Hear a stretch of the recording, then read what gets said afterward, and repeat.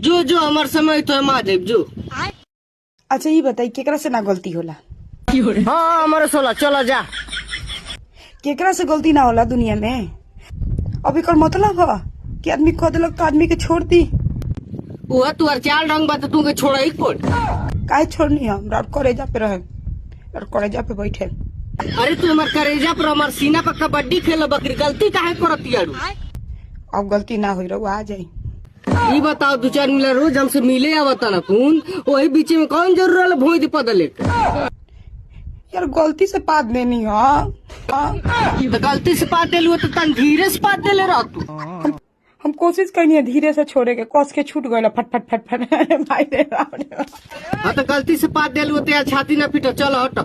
बात आर छोड़ दे लग रे दादा। वह तू चालू ना पा दे बे हमार बात हरा।